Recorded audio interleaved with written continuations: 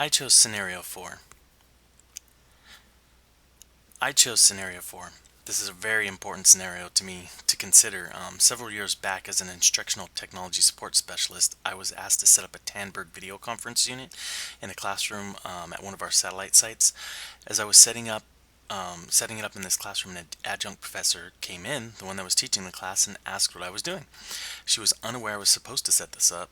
She was unaware she was teaching a video conference course to the students in one of the satellite locations, in addition to the classroom full of students that was there. I was not aware that she didn't know any of this, so I gave her a crash course in how to use the video conferencing tool. After the semester was over, I was able to get the feedback from the students and from the adjunct professor. Some of the highlights of that feedback was the adjunct professor's department needed to communicate clearly before she was hired for the position what she would be doing. The students at the distant end often felt they were forgotten. Projects that work in a face-to-face setting didn't work very well through the video conferencing system. Students at the distant end felt very disconnected from the students that were in the class. Since this mishap about 6 or 7 years ago, our ITS department and academic computing department have strived to not allow this to happen again to any of our faculty members.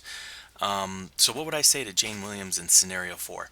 What factors does she need to consider when deciding to use a facilitator at the distant site? One, is the facilitator experienced with fifth graders? That would be a great to have a facilitator that already has experience with that age group. Is the facilitator, sorry, is the facilitator experienced using the video conferencing tool?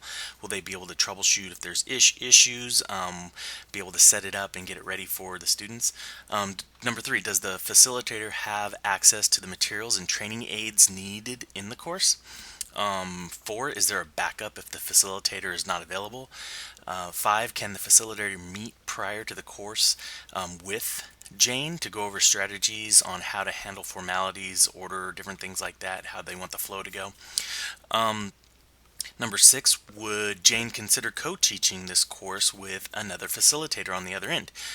This may make for a more engaging and interesting experience. Finkelstein says that this type of teaching offers multiple voices and engaging dynamics that keep things lively. In my experience, when faculty team teach, especially in an online environment, the students benefit from the experience of both the faculty members.